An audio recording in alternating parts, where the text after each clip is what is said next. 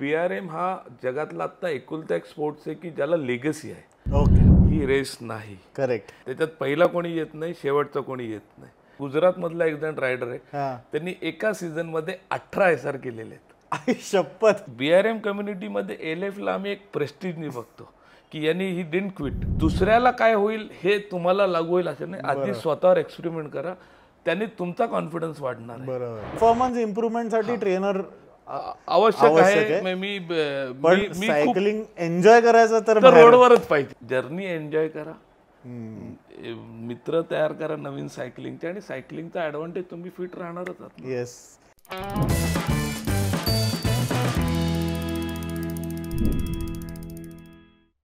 So welcome to the speaking wheel show. 100 kilometre, 200 kilometre, 400 kilometre, 600 kilometre, 800 kilometre, 1200 kilometre हे numbers घेतल्यावर बऱ्याचशा सायकलिस्टना कळलं असेल की मी कशाबद्दल बोलते. तर येस, BRMs. आणि सध्या BRMs हा खूप पॉप्युलर कॉन्सेप्ट झालेला आहे. BRMs उच्चार करणं त्याचा फुल फॉर्म पण थोडासा डिफिकल्ट आहे, पण आपण येऊयाच त्याच्याकडे. ब्रेवे नावाची कॉन्सेप्ट असते, सेल्फ सपोर्टेड सायकलिंग राईड्स. 100, 200, 400, 600 मगाशी मी म्हटलं तसे नंबर्स असतात. आपले आजचे गेस्ट आहेत, त्यांनी स्वतः खूप BRMs केलेले आहेत. ते खूपच अकम्प्लिश्ड मॅरेथॉन रनर आणि सायकलिस्ट आहेत. पण आज स्पेसिफिकली त्यांना बोलवण्याचं कारण असं आहे की he is one of the Pioneer of Pune BRMs. ते ऑर्गनाईज करतात BRMs आणि ते खूपच त्या क्षेत्रात पॉप्युलर आहेत. त्यांचं नाव घेतलं की सगळ्यांना BRM हेच डोक्यात येतं. सो वेलकम टू प्रशांत जोग. आणि थँक्यू. मी खूप दिवसापासून सरांना म्हणत होतो की BRMs बद्दल बोलायला आपण भेटू. आज फायनली योग आलेला आहे. So welcome. आणि सॉरी, आपण 2-2.5 महिन्यापासून एकमेकांचा वेळ मला समोर नाही जमला. नाही, तुम्ही BRM आणि सगळं मॅरेथॉन ऑर्गनाईज करण्यात बिझी होता माहिती आहे मला. पण गुड, आज आपल्याला BRMs बद्दल एक खूप मोठी गप्पा सत्र करायचं आहे. स्टार्ट करायच्या आधी तुम्हाला मी म्हटलं जसं सेव्ह नॉर्म टेक्नॉलॉजीजनी आम्हाला थोडीशी मदत केलेली आहे हा पॉडकास्ट करण्यासाठी. Save norm is owned by a friend of our, Siddharth Deshpande. तो पण स्वतः सायकलिस्ट आहे, आता फुल आयर्नमॅन पण करणार आहे. आणि दे आर इन टू CCTV, ॲक्सेस कंट्रोल सिस्टीम्स आणि ऑफिस ऑटोमेशन आणि अशा गोष्टी. त्यांच्याकडनं तुमच्यासाठी एक छोटीशी गिफ्ट आहे. It's a smart home camera. तुम्ही तुमच्या BRMsमध्ये वापरू शकता. कोण चीटिंग करते की नाही हे पकडायला. So before we start, BRMs बऱ्याच लोकांना बोलायला प्रॉब्लेम येतो. पहिले 2 अक्षर मला माहिती आहे की ब्रेवे, रँडोनियर्स, आणि तिसरं M मला कधीच बोलता येत नाही. त्यामुळे तुम्हीच एक्सप्लेन करा. ॲक्च्युली हा फ्रेंच वर्ड आहे. करेक्ट. त्यामुळे त्या फ्रेंचचा उच्चार खूप वेगळा आहे. बरोबर.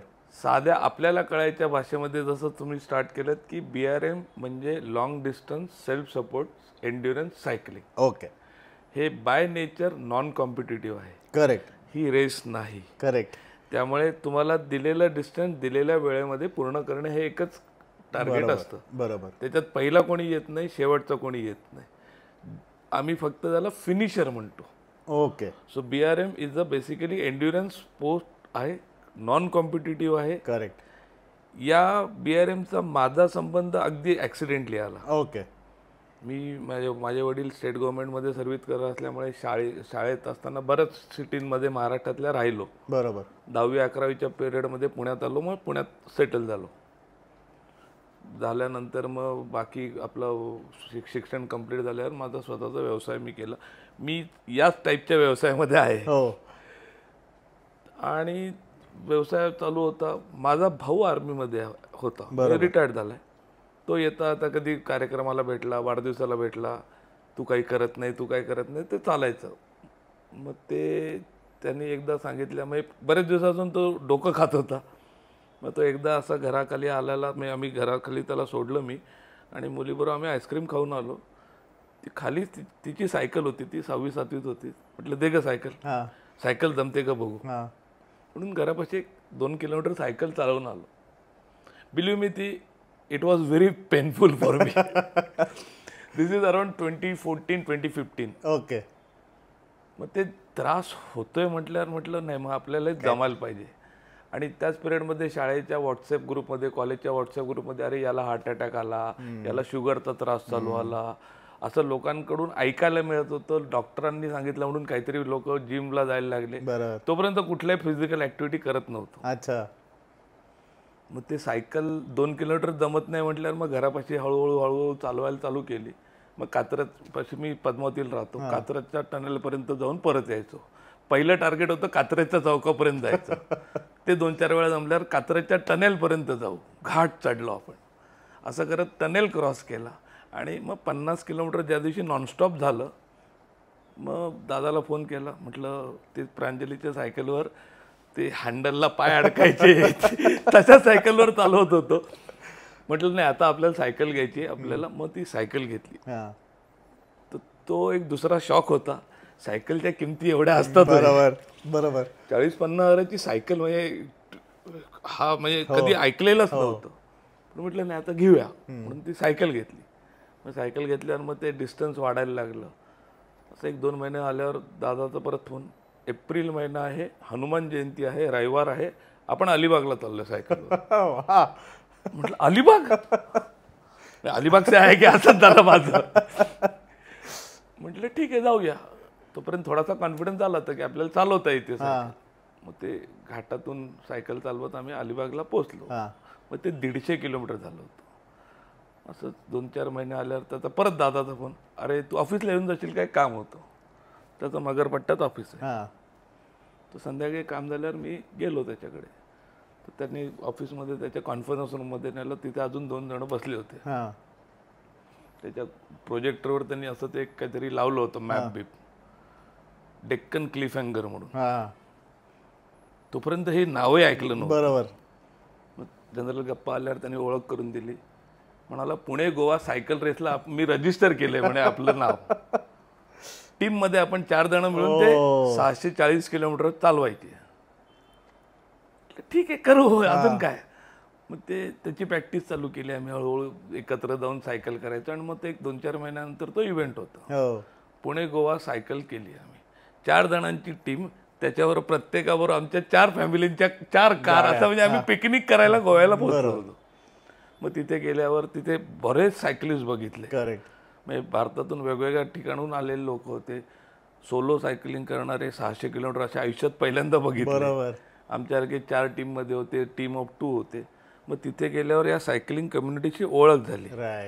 तिथे पहिल्यांदा दिव्या ताटेंची भेटलो. बरोबर. तर मग त्यांच्याशी गप्पा मारताना लक्षात आलं की त्या BRMs घेतात. BRM म्हणजे काय त्यांनी तिथे सांगितलं. पुण्यात आल्यावर लगेचच तो सीझन चेंज होतो त्यांचा. पूर्वी BRMचा सीझन हा नोव्हेंबरला चालू व्हायचा, ऑक्टोबरला संपायचा. तो या वर्षापासून जानेवारी ते डिसेंबर आता कॅलेंडर इयर सारखा आता तो मॅच केला.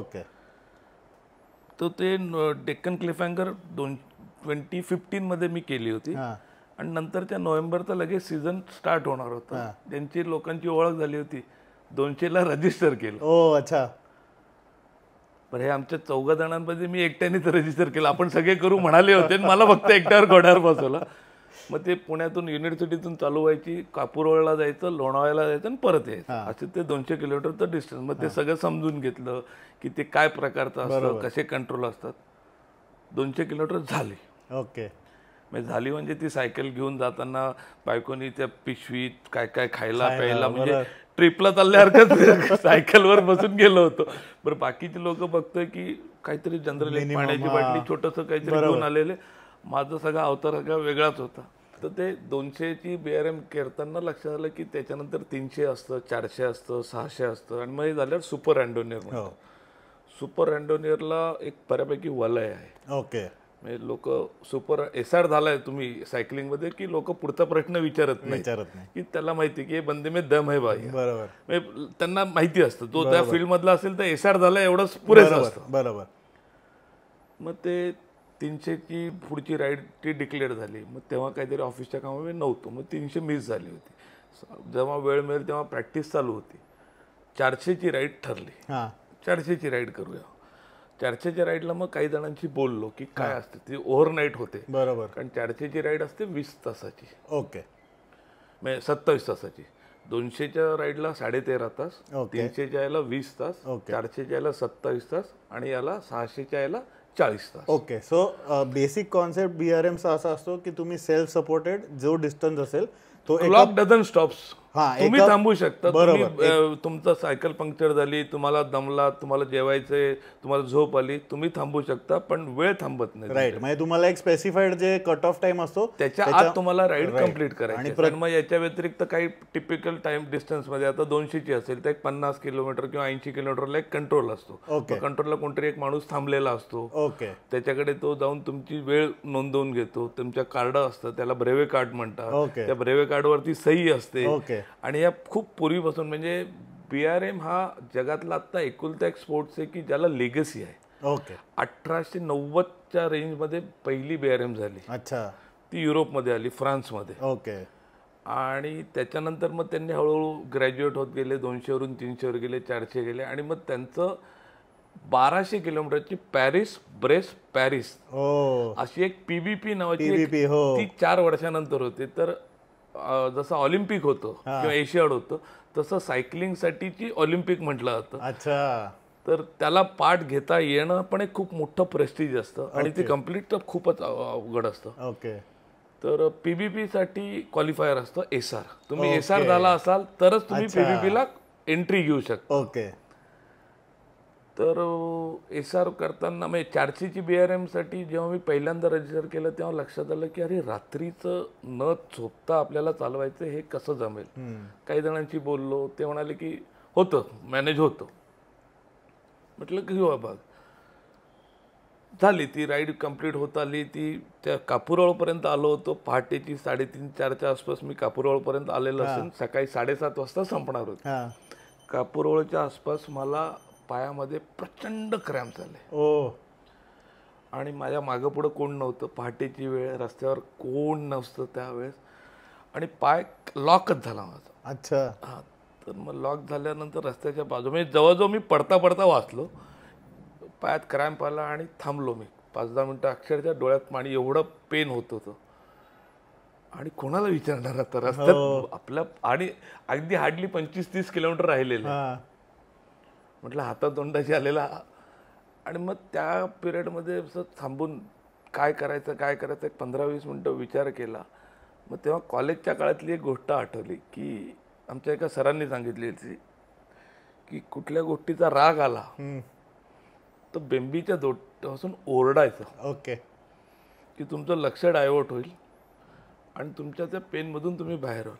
यू वोंट बिलीव्ह, मी अशा अड्डा जोरजोरात बोंबललो असेल. आई शपथ. कोण नव्हतं बघायला, मला थांबायला कोण नव्हतं, पण त्या पेनमधून मी बाहेर आलो. ओ आणि मग मी हळूहळू आपलं सायकल चालवत त्या टोलपर्यंत आलो. टोलला चहा प्यायलो आणि मग पुढे आलो आणि कंप्लीट झाली. आणि मग त्या म्हटलं हे गंमत छान आहे. मग त्या लोकांना भेटत राहिलो, त्यांच्या इव्हेंटला जायचो मी. स्टार्ट लाईनला मी भाग घेतला नसला तरी मी स्टार्ट लाईनला जायचो. मग त्या लोकांची भेटायचो. त्यांचं काय म्हणजे त्यांचं सायकी काय, हे स्वतःला त्रास का करून घेतात आणि याच्यातून काय मिळतं हे समजून घ्यायसाठी मी रात्री अपरात्री त्या रूटवर जायचो. मग 2-3दा मला दिव्याने विचारलं, तू असं रूटवर काय येतोस लोकांना. कुठल्या लोकांना बघायला येतो. दिव्या म्हणजे दिव्या ताटे तेव्हा ती पुणे ऑर्गनाईज करायची. म्हणजे दिव्या ताटे स्टार्टेड BRMs इन इंडिया. ओ अच्छा. पुण्याचा क्लब हा इंडियातला पहिला क्लब. अच्छा, म्हणजे पुण्याला पण लेगसी आहे. हा, पुण्याला लेगसी आहे. हो. पुण्यानंतर मुंबईत चालू आला, मग दिल्लीत चालू आला, मग बँगलोरला चालू आला आणि आता जवळ 52-53 सिटीमध्ये इंडियामध्ये BRMs चालतात. अच्छा. BRM चालवताना तुम्हाला एक नंबर मिळतो. आपला RTOच्या गाडीला जसा नंबर असतो तसा BRMचा एक रायडर नंबर मिळतो. राईट. तो रायडर नंबर मिळाला की तुम्ही एक ॲन्युअल मेंबर झालात की इंडियातल्या कुठल्याही सिटीमध्ये जाऊन तुम्ही राईड करू शकता. अच्छा, सेम नंबर. Same number. अच्छा, हे मला माहित नव्हतं. ओके. मग त्याच्यात वेगवेगळे प्रकार आहेत की तुम्ही इंडियात असताना इंडियातलं एक SR तुम्ही वेगवेगळ्या सिटी मिळूनही करू शकता. अच्छा. SR करायला कुठलाही क्रम नाही. तुम्ही 600ची स्टार्ट करू शकता, मध्ये 300 करू शकता, मग 200 करू शकता.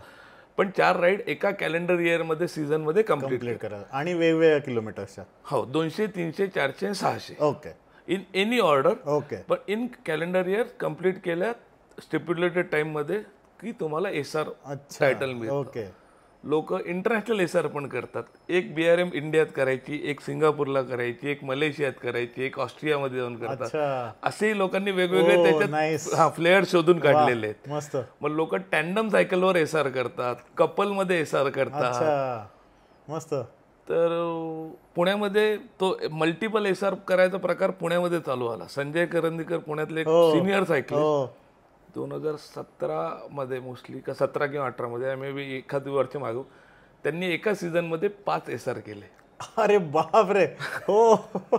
म्हणजे अनहर्ड होतं तेव्हा. हो. मग त्याच्यानंतर मग पुण्यातल्याच अजून एकाने 8 एसआर केले. मग आता पुण्यात म्हणजे BRM मध्ये बिईंग अ नॉन कॉम्पिटिटिव्ह कुठले रेकॉर्ड्स मेंटेन होत नाही, पण तरी आम्ही डॉक्युमेंट जरी मेंटेन होत नाही तरी एक इन्स्पिरेशन म्हणून गुजरात मधला एक जण रायडर आहे, त्यांनी एका सीझन मध्ये 18 एसआर केलेले आहेत. आई शपथ.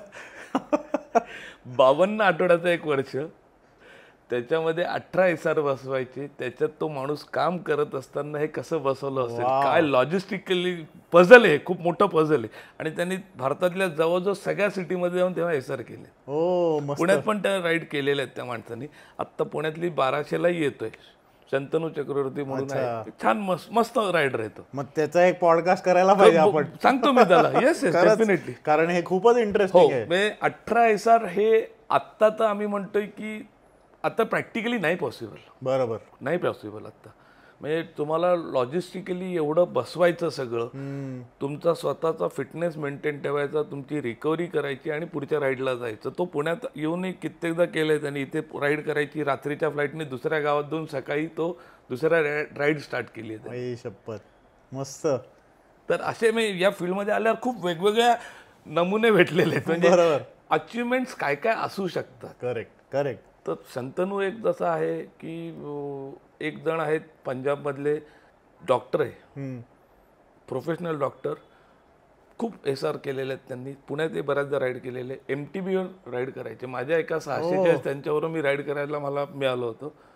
तर ते गप्पा मारताना खूप गप्पा मारतो आम्ही. राईड करताना बेसिकली रूटवर खूप गप्पा होतात. बरोबर. तर ते म्हणाले कुछ नाही प्रशांत जी, चलाना है, सायकल चलाना है, प्रोफेशन भी है, प्रोफेशन भी करना है.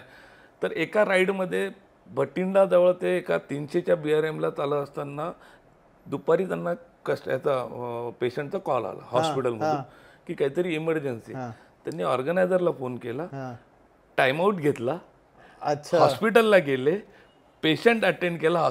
ते इज बेसिकली हॉस्पिटलशी अटॅच असल्यामुळे त्या ऑपरेशन अटेंड केलं. 2 तासानंतर परत रूटवर आले आणि कंटिन्यूड द राईड आणि कम्प्लीट केली. पण असा टाइम आउट अलाउड असतो. तुम्ही ऑर्गनायझरला सांगून ज्या पोझिशनला तुम्ही, आता समजा आपल्या चांदणी चौकात आहोत, तुम्हाला काही कारणासाठी तुम्हाला बाहेर पडायचे, तुम्ही ऑर्गनायझरला सांगा या ठिकाणीचा फोटो टाका, बाहेर पडा, परत या. तुम्हाला अलाउन्स कुठला मिळत नाही, राईट, पण तुम्हाला तुमचं काही पर्सनल काम अडकलं असेल तुम्ही करून परत त्याच पोझिशनला रिझ्यूम करू शकता. ओके. आणि जर टाइम स्टेज तुम्ही मगाशी म्हटलं तर क्लॉक डझन स्टॉप्स. तर लोकांनी असंही केलेलं आहे. अच्छा. पण त्यांच्या प्रोफेशनल कमिटमेंट कम्प्लीट करून त्यांची हॉबी पण डेव्हलप केली. तर तो डॉक्टरांनी ते अचाट येतलो. मस्त. तर अशा पद्धतीने मग ते चालू आलं. दिव्याने 17 मध्ये मला सांगितलं की प्रशांत की मला बाकी त्याचा पॅन इंडिया हळूहळू BRM क्लब खूप वाढायला लागले. बरोबर. तर ती म्हणाली की मला बाकीच्या सिटीजमध्ये हे वाढवायचे, why don't you take Pune rando completely in your control. तर म्हटलं हीच मोठी रिस्पॉन्सिबिलिटी आहे. राईट. पण तिने कन्व्हिन्स केलं. मग मी घरच्यांशी बोललो आणि म्हटलं मग ठीक आहे, ओके. मग ते 2017 पासून पुणे रँडोनियस ऑफिशियली मी चालवायला घेतलं. मस्त. मग चालवायला घेतल्यानंतर आपलं काहीतरी असावं म्हणून मग मी जेव्हा त्याच्या आधी 2 वर्ष मी राईड करत होतो तोपर्यंत माझ्या 2 एसआर कम्प्लीट झाल्या होत्या. ओके.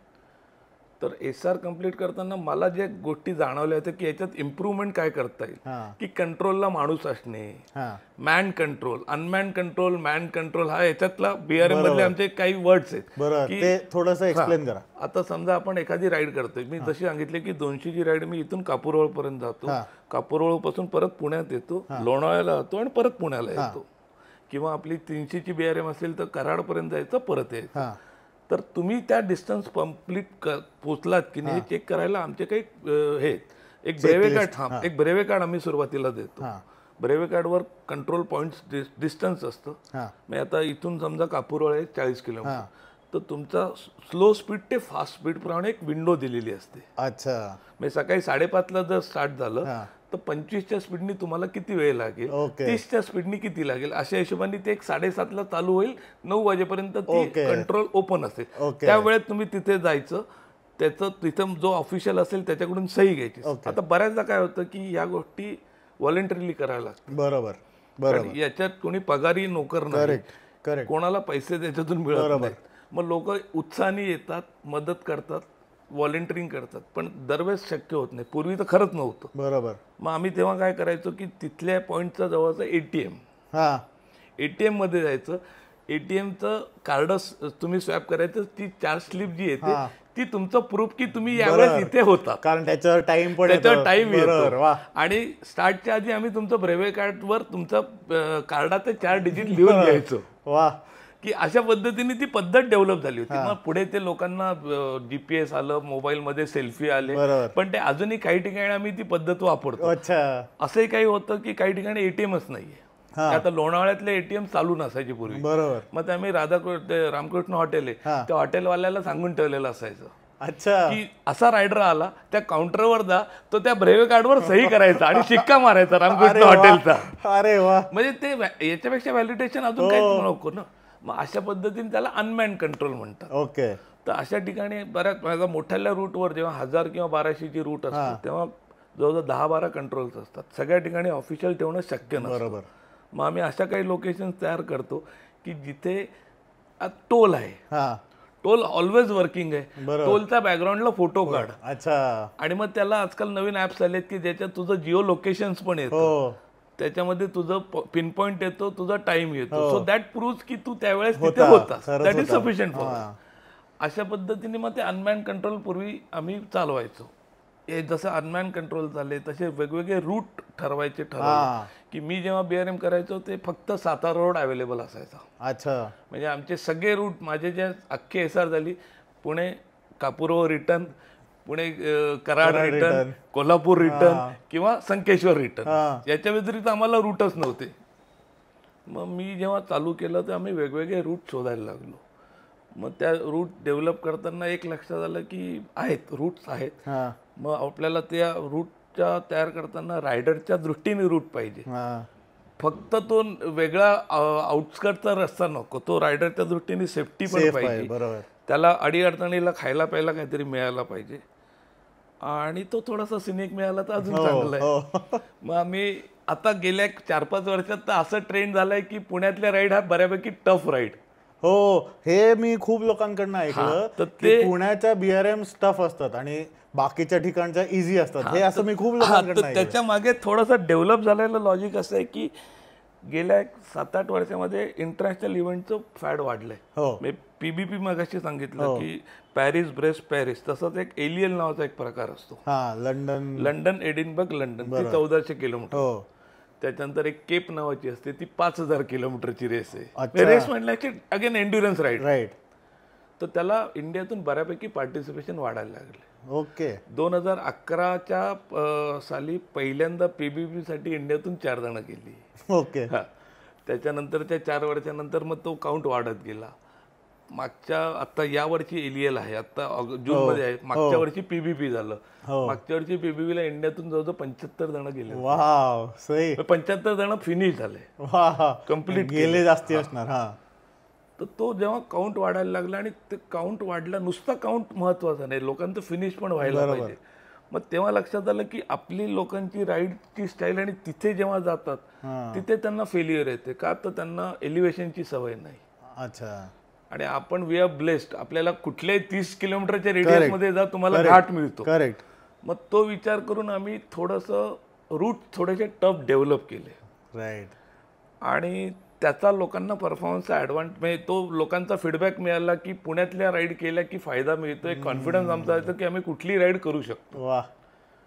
आणि येस, हा जो लोक म्हणतात की पुण्यातल्या राईड आहेत टफ्स आहेत, डेफिनेटली टफ्स आहेत. तर माझं म्हणणं की कॉम्पिटिटिव्ह नाहीये, हा एन्ड्युरन्स स्पोर्ट्स आहे. तुम्ही स्वतःचीच अचिव्हमेंट आहे. मग why not try for a much advance challenge. बरोबर. अशा हिशोबाने आता गेली 8 वर्ष आली मी पुण्यामधल्या कॅलेंडर जेव्हा आम्ही डेव्हलप करतो वरच्या 4 SR आम्ही ठेवतो. ओके. आणि बाकी थोड्या राईड्स इझी राईड्स ठेवतो. ओके. काही आमच्या युनिक राईड्स आहेत. एक नाईट BRM ठेवतो. ओके. एक मान्सून बेंडनेस असते. अच्छा. म्हणजे प्युअर पीक ऑफ पावसाळ्यात असते, म्हणजे जुलैमध्ये असते. ओके. म्हणजे त्या दिवशी तुम्ही घरातून बाहेर येऊन घरात जेव्हा येतं तेव्हा घरच्यांनी ओळखलं नाही पाहिजे अशाच कंडिशन मध्ये येतं. पूर्ण चिखलाने माखलेला असतो. ओके. पण गंमत आहे, पावसात सायकल चालवण्यासारखं सुख नाही. ऍग्रीड. उन्हामध्ये खूप त्रास असतो, पावसामध्ये त्रास म्हणजे सायकल खराब होते, कपडे खराब होतात, पण सुख असतं सायकल चालवणं, खूप सुख असतं. मला given a choice, I always prefer cycling in a monsoon. Correct. Most of us do. It's just that की आल्यावर सायकल साफ करणं खूप त्रास असतो, कपडे घाण होतात. कंपल्सरी आहे साफ करणं. मी सगळ्यांना, आम्ही आमच्या ग्रुपमध्ये एकदम इन्सिस्ट करत असतो की पावसाळ्यात राईड करणं जेवढं मजा आहे तेवढंच तुम्हाला तुमच्या सायकलची काळजी घेतली पाहिजे. घरात आलं की ती सायकल आधी आपण साफ करायची, ती सायकलला साफ करावं लागतं. ती डायरेक्ट बाथरूम मध्ये घेऊन जायची. राईट. ते गेल्या काही वर्षांमध्ये आम्ही असं जाणीवपूर्वक पुण्याचे रूट टफ ठेवलेले. अच्छा. त्याला बऱ्यापैकी लोकांचा फीडबॅक चांगला मिळालाय म्हणून आम्ही ते हे करतो. आता ते गेले 3 वर्षापासून आम्ही एक टशन नावाचा इव्हेंट घेतो. 1000 किलोमीटरची BRM. 10,000+ एलिव्हेशन आहे. ते खूप जणांनी ऐकलेलं आहे. तर या पॉडकास्टचा उपयोग करून मी नेहमी लोकांना सांगतो की टशनला भाग घ्या. तुम्ही इंटरनॅशनल कुठल्याही इव्हेंटला भाग घेऊ शकायला रेडी व्हाल. करेक्ट. कारण टशन इज खरंच म्हणजे आम्ही खूप इव्हॉल्व करत आणलेला आहे तो रूट. पुण्याच्या इन अँड अराउंड मधले सगळे घाट त्याच्यात आहेत, सगळे. You name it, it is there. Yes. त्यामुळे टशनला भाग घ्यायला पुण्याच्या बाहेरचे पण लोक यायला लागलेले आहेत. आमचा प्रयत्न आहे की महाराष्ट्रात तर आहेच आहे हा इव्हेंट बऱ्यापैकी फेमस. आता जवळजवळ 30-35 लोक भाग घेतात टशन.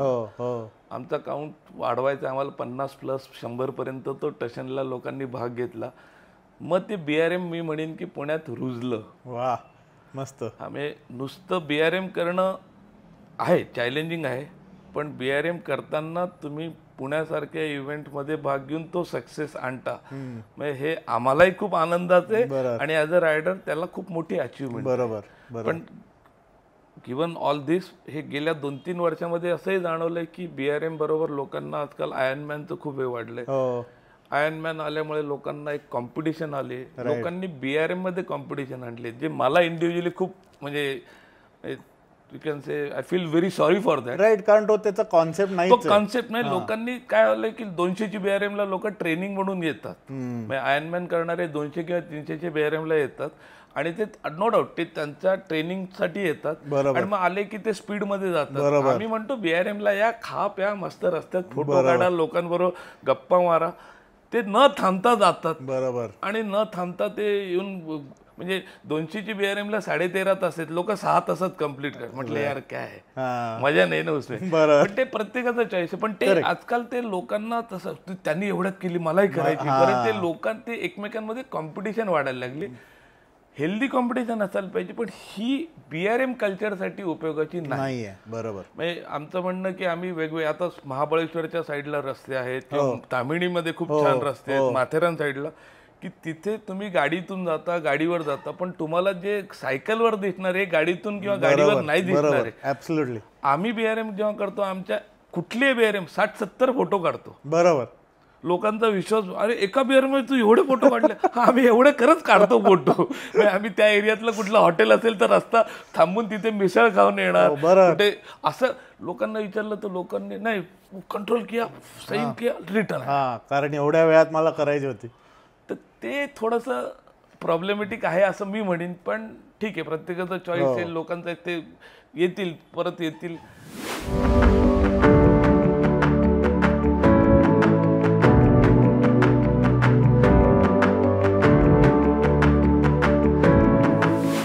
बिफोर आपल्या या इव्हेंटच्या आधी तुम्ही मला विचारत होतात की BRM बद्दल लोकांना काही डाऊट्स आहेत रोड सेफ्टी. हो, ते मेन कन्सर्न आहे. कारण आय थिंक म्हणजे आम्ही पण आता तुम्ही म्हटलं तसं आमचं पण स्पीकिंग व्हीलचा कॉन्सेप्ट आहे की जिथे पण जातो तिथे आम्ही फोटो काढतो, गप्पा मारतो. चहा हा तर व्हायलाच पाहिजे. म्हणजे 100 किलोमीटरमध्ये 4 वेळा चहा नाही आला तर ती आमची राईड कम्प्लीट होते असं आम्ही म्हणत नाही.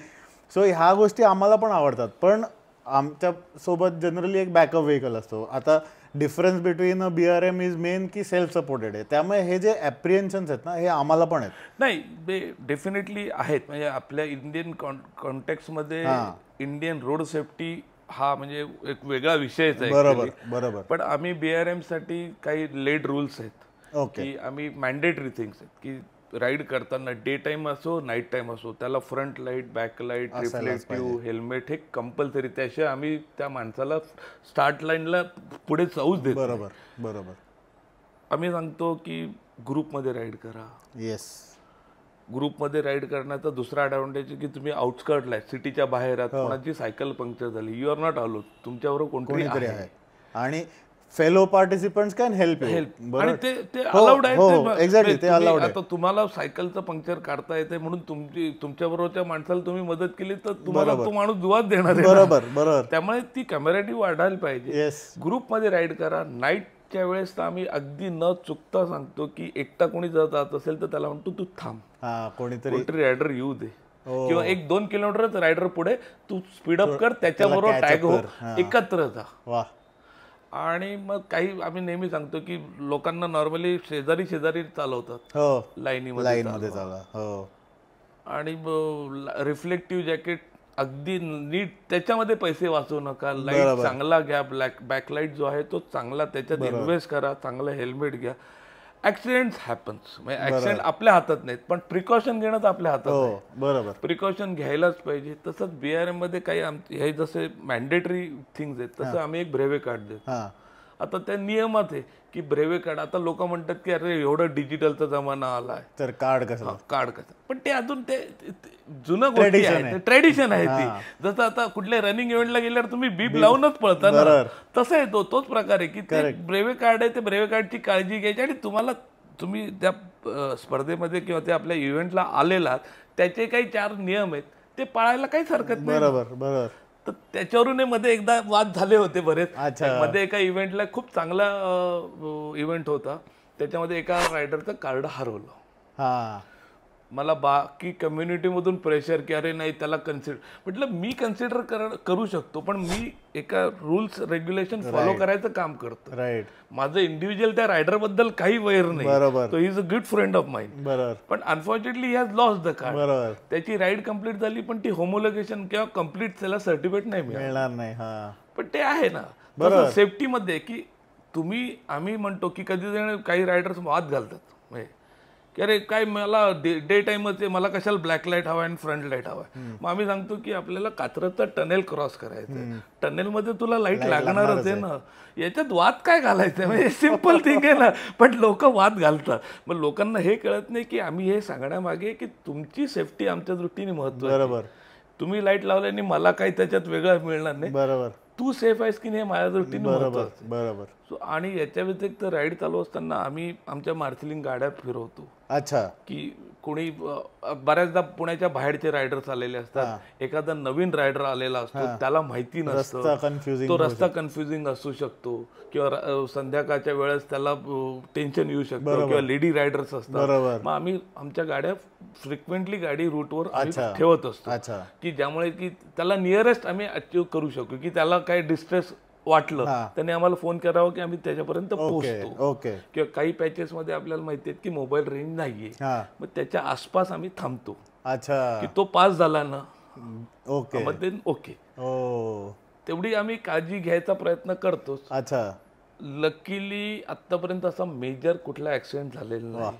गुड. मी राईड जेव्हा चालू केल्या आम्ही एक म्हणतो की राईड रिस्पॉन्सिबल म्हणून एक जसा रेस डिरेक्टर असतो तसा एक राईड रिस्पॉन्सिबल माणूस आम्ही हे करतो की तो त्या दिवशीचा सगळा इन्चार्ज तो असतो. अच्छा अच्छा.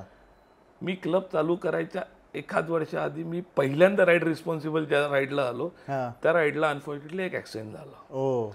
एक पुण्यातले डॉक्टर गेले. अच्छा. ओके. प्रचंड टेन्शन आलं होतं. ऑफकोर्स.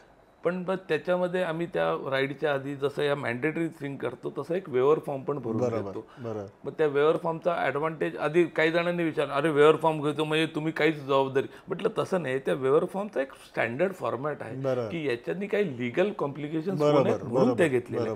त्याचा ॲडव्हान्टेज त्या वेळेस लक्षात आला की तो ॲक्सिडेंट झाला, त्या वेअर फॉर्मचा फायदा घेऊन त्या डॉक्टरांच्या फॅमिलीला नंतर इन्शुरन्स क्लेम करताना काही त्रास झाला नाही. ओके. कारण तो ॲक्सिडेंट जो झाला तो कोणीच बघितला नव्हता. म्हणजे it was hit and run case. अरे बापरे. मागून रायडर आल्यानंतर कळलं असं आलंय. मग ते आधी इन्शुरन्सवाल्यांनी क्लेम केला की हे असं आम्ही नाही अलाउ करणार.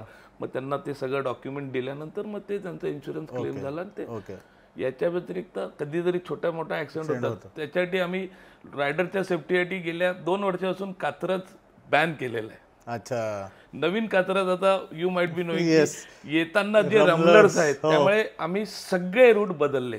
जाताना आम्ही कात्रज चढतो, येताना आम्ही ओल्ड कात्रज मार्गेच येतो. म्हणजे रायडर लोकांना आम्ही सुरुवातीला कन्व्हिन्स केलं की कात्रजला आल्यानंतर तुम्हाला ट्रॅफिक लागेल, पण त्या ट्रॅफिक मध्ये तुमची 10 मिनिटं गेलेली चालतील, तुमचा जीव महत्वाचा आहे. त्यामुळे पुण्यातल्या एकही राईड येताना नवीन कात्रजनी खाली उतरत नाही, कधीच नाही. म्हणजे आमचे आधीचे सगळे नवीन कात्रजने आम्ही परत यायचो.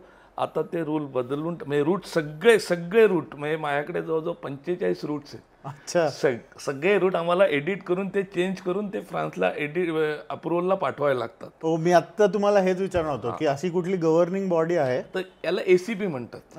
ACP is in Paris. त्याच्या अंडर या सगळ्या कंट्रीज मध्ये BRMs कंडक्ट होतात. अच्छा. तर ACP अंडर ऑडेक्स इंडिया काम करतात. ऑडेक्स इंडियाचं हेड ऑफिस आहे आता बडोद्यामध्ये. अच्छा. त्याच्या अंडर आम्ही सगळे क्लब अफिलिएटेड काम करतो. अच्छा. आणि ही जी इव्हेंट फी आपण घेतो, एक टिपिकल इव्हेंट फी, त्याच्यातली एक लायसन फी त्या क्लब थ्रू ACP ला जाते. आणि मग त्याला ते रेकग्नायझेशन मिळतं. आम्ही फक्त BRM लोक म्हणतील अरे 200 तर करायची, तुम्ही डिस्टन्स तर करू शकता, पण जर त्याला एक वर्ल्ड वाईड रेकग्नायझेशन हवं असेल तर त्या फॉर्मॅट मधून मिळतं. आणि मग म्हणून मगाशी जे म्हटलं की SR झालं की तुम्हाला वेगळं सांगायची गरज पडत नाही. इंटरनॅशनल कुठेही तुम्ही गेलात, तुम्ही इंग्लंडमध्ये गेलात, US मध्ये गेलात किंवा सिंगापूरला गेलात, तुम्ही बोलताल तर कोणाला सांगितलं की मी SR झालाय आणि तो जर त्या सायकलिंग मधला असेल त्याला माहिती असतं की SR म्हणजे काय. या माणसांनी 200, 300, 400, 600 किलोमीटर 1,500 किलोमीटर त्यांनी सेल्फ सपोर्टेड चालवलेली आहे in given rules and regulations आणि एका कॅलेंडर इयर. मस्त. सही.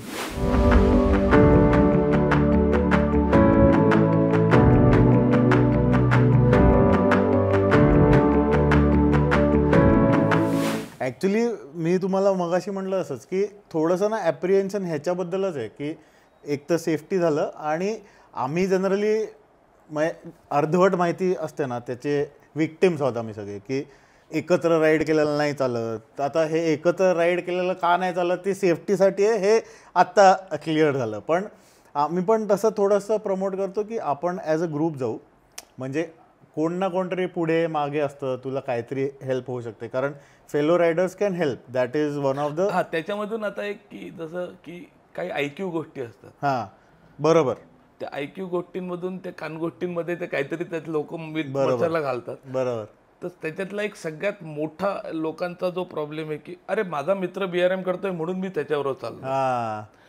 आमचं म्हणणं काय की you are on a free road, he is also on a free road. फक्त तो एका फॉर्मॅटमध्ये चालवतोय, तू त्या फॉर्मॅटमध्ये नाही, so don't ride with him. BRM participant can ride in a group, but you are not being a BRM participant, you are not suppose to ride. तुला मी थांबवू शकत नाही, मी माझ्या BRM रायडरला थांबवेन. मी म्हणेन की बाबा तुझ्या मित्रावर तू राईड करू नको, आयदर त्याला पुढे जाऊ दे किंवा तू पुढे जा. बरोबर. तर या गोष्टीचा लोकांनी खूप वेगळ्या पद्धतीने रिडिंग केलेलं आहे. So it's very simple. मी तुम्हाला थांबवू शकणार नाही. माझं म्हणणं की तुम्ही BRM ला एनरोल झालात, BRMच्या रूल्समध्ये जो BRM पार्टिसिपेंट नाही त्याच्यावर you are not suppose to ride. त्याच्या मागचं लॉजिक असं की तुमचा मित्र आहे, त्याचा मॉरल सपोर्ट तुम्हाला मिळतो. माझ्याबरोबर माझा मित्र नाही, मला मॉरल सपोर्ट मिळत नाही. आणि this being a self supported, you are suppose to suffer out of that. So एवढं सिम्पल आहे. पण लोक त्याच्यावरून लोकांचं कन्फ्युजन होतं. लोक त्यामुळे म्हणतात, आणि याला अगदी साध्या भाषेत आम्ही म्हणतो ghost riding. Right. Piggy bank तुम्ही दुसऱ्याच्या पाठीवर खात घेऊन चाललाय तसं. बरोबर. BRM नॉन कॉम्पिटेटिव्ह असतानाही सॉरी टू से बट लोक BRM मध्ये चिटिंग करतात. अच्छा. आहेत अशा पुण्यामध्येही घडलेल्या केसेस आहेत. अच्छा. पण त्याला आपण काही माणसाच्या स्वभावाला आपण काही करू शकत नाही. बरोबर. आम्ही नेहमी म्हणतो की स्पोर्ट्स क्लीन ठेवा. बरोबर. That is on the individual जे पार्टिसिपंट तुमच्या इंटिग्रिटीवर आहे ना ते. बरोबर. एखादा आम्ही BRM मध्ये म्हणतो की 2-3 पार्ट असतात. BRM फिनिशर असतो, BRM डिन फिनिश असतो, DNF म्हणतो, किंवा डिस्क्वालिफाईड असतो, किंवा LF असतो. अच्छा. LF म्हणजे लेट फिनिशर. ओके. तुम्हाला 13.5 तास 200 साठी दिले होते. तुमची प्रॅक्टिस नसेल किंवा तुम्हाला काही कारणांमुळे वेळ लागला, तुम्ही ती स्ट्रगल कंटिन्यू केलं आणि तुम्ही 13.5च्या ऐवजी 15 तासात आला. बिलीव्ह मी तिथे फिनिशला असतो. तुम्ही रूटवर आहात त्यामुळे मी फिनिशला आहे. Unless and until you inform की I am out of a ride, मी फिनिश लाईनला तुमच्या स्वागतासाठी नक्की असेल. 15 तास झाले तर मी तुम्हाला कॉंग्रॅट्स करतो. माझ्या दृष्टीने तू फिनिश केलेली आहे, though not in a time. LF आहे. सो BRM कम्युनिटीमध्ये LFला आम्ही एक प्रेस्टिजनी बघतो की यांनी ही डिडंट क्विट. DNF म्हणजे काय की एखाद्याचं मेकॅनिकल फेल्युअर झालं, काही मेडिकल इश्यू झाला, तो सोडतो, तो DNF म्हणतो. आणि डिस्क्वालिफाय म्हणजे जसं मगाशी म्हटलं की काही गोष्टींमध्ये लोक स्लिप होतात. बरोबर. आणि मग ते टेक अ मोटराइज सपोर्ट, कोणाला ते गाडीतून जातात, ट्रकला पकडून घाट चढताना ट्रकला पकडतात, टो करतात. मग असं आम्हाला जेव्हा लक्षात येतं, आमच्याकडे प्रूफ असलं तर आम्ही त्याला डिस्क्वालिफाय असे 4. त्यामुळे लोकांना आमचं नेहमी इन्व्हिटेशन असतं की, आणि मी जवळजवळ 40-45 BRMs केल्या स्वतः राईड केल्यात. त्याच्यात 2च SR मी केलेल्या आहेत. म्हणजे 2 SR म्हणजे मी 8च माझ्या राईड आहेत. बाकीच्या राईड मी नवीन, तुला यायचंय ना चल तुझ्यावर मी राईड करतो, तुझी 200 करायची ना चल तुझ्यावर 200 करतो, तुझी 300 करायची तुझ्यावर होती. अशा माझ्या बाकीच्या सगळ्या राईड एकमेकांना कंपनी देण्यासाठी झालेल्या आहेत. तुझा कॉन्फिडन्स वाढवा म्हणून करायचं. जर मला जमलंय तर तू करून बघ ना, काय प्रॉब्लेम काय आहे. मस्त. BRM होण्यासारखं. मी जेव्हा या वर्षी म्हणजे 45 वर्षी चालू केलं, मला कॉम्पिटिशनमध्ये काही इंटरेस्ट नव्हता. फिट राहणे हा एकच उद्देश होता. बरोबर. हा प्रकार तिथे मला सगळ्यात भावला की यार हे आपल्याला एक चॅलेंजिंग आहे, हे इंटरनॅशनल चॅलेंज आहे की भारतामध्ये वेगळं ठेवलंय की भारताला एक हँडिकॅप दिलाय, बाहेरच्या देशात वेगळं नाही. बाहेरच्या देशात हेच टायमिंग आहे, इंडियात पण हेच टायमिंग आहे. सो लेट्स डू इट म्हणून मग मी ते चालू केलं. आणि याच्यामध्ये माझ्या फिजिकल कॅपॅसिटी मला जेवढं जमेल तेवढं मी करतो. आणि त्या सगळ्या हिशोबाने ते तुम्हाला जमू शकणार काय. 200 किलोमीटर पासून 1200 किलोमीटर पर्यंत जो स्लोएस्ट स्पीड आहे तो 16.5चाच आहे, 16च्याच रेंजमध्ये आहे. आणि सगळे टाइम कॅल्क्युलेशन तशीच. आता म्हणजे 600ची BRMला 40 तासाचं आहे, 1200च्या याला ते 40 आणि 40 80 नाही, ते 90 तास आहे. सो तो ह्युमन फॅक्टर धरून की तुम्हाला रेस्ट लागणार आहे अशा हिशोबाने तो टायमिंग ठेवलेला आहे. म्हणजे 1000 किलोमीटरला 75 तास तुम्हाला वेळ दिलेला आहे. तुम्ही जर तुमचं स्टॉपेज नीट प्लॅन केलं तर पॉसिबल आहे. आणि लोक म्हणतात की इक्विपमेंट बेस्टच आहे, माझ्याकडे मोठी सायकल पाहिजे कार्बन. तर मागे तुमच्याकडे येऊन गेलेला किरीट, पुण्यातला एक चांगला फेमस रायडर आहे. असंच माझ्याकडे रेग्युलर आमचे चांगला मित्र आहे. तसंच काहीतरी गप्पा मारता ते कार्बन ब्राईकवरून लोकांचं डिस्कशन. त्याला म्हटलं किरीट तुझ्यात ताकद आहे, तू करू शकतोस, तू सिंगल गिअरवर करणार का, तुम्हाला वाटतंय का, चला म्हणाला करूया आपण. यू वॉन्ट बिलीव्ह मी त्याला गाडीवर घेतलं, आम्ही फडक्या होता पासून ती सिंगल गिअर सायकल विकत घेतली आणि त्यांनी एक SRची राईड अख्खी कंप्लीट केली. त्यामुळे होऊ शकतं, म्हणजे त्या सायकलवर होऊ शकतं. तर तुम्हाला वेगळ्या सायकलची गरज आहे अशातला भाग नाही.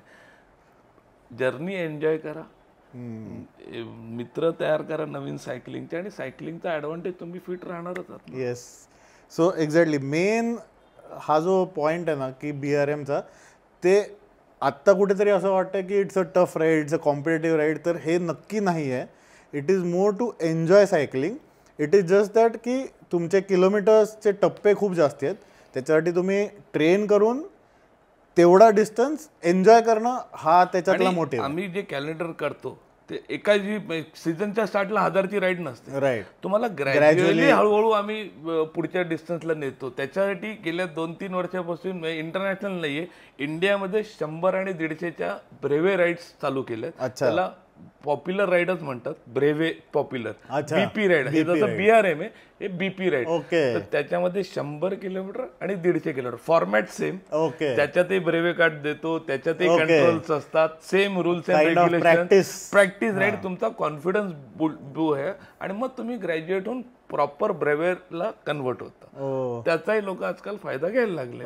मस्त. आणि नवीन रायडरला तर मी कितीतरी म्हणजे माझ्या ओळखीत असे किती जण आहेत की ज्यांना कधी सायकलिंग मी विचारही केला नव्हता, त्यांनी ब्रेव्हे चालू केले. मस्त. SR कम्प्लीट केलंय.